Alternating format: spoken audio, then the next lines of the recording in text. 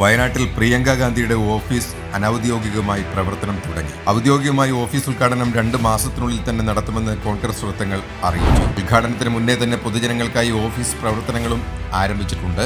കൽപ്പറ്റ ഓഫീസും വീടും ഒരുമിച്ച് സജ്ജീകരിക്കാനുള്ള ആലോചനയിലാണ് വയനാട് MP പ്രിയങ്ക ഗാന്ധി. റായ്ബറേലിയിലെ സോണിയാഗാന്ധിയുടെ വീടിനും ഓഫീസിനും സമാനമായ രീതിയിലുള്ള സൗകര്യങ്ങളാണ് പരിഗണനയിൽ. സുരക്ഷാ കാരണങ്ങളും കൂടുതൽ ദിവസങ്ങൾ വയനാട്ടിൽ തങ്ങുമെന്നതും പരിഗണിച്ചാണ് വീട് അന്വേഷിക്കുന്നത്. രാഹുൽ ഗാന്ധി MP ആയിരുന്നപ്പോൾ PWD ഗസ്റ്റ് ഹൗസിലായിരുന്നു താമസം.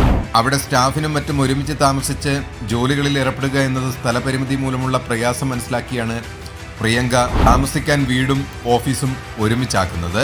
ദേശീയ നേതാക്കളുടെ കടന്നുവരവോടെ വയനാട് വലിയൊരു ടൂറിസ്റ്റ് സെക്ടറാകുമെന്നതിൽ യാതൊരു സംശയവുമില്ല.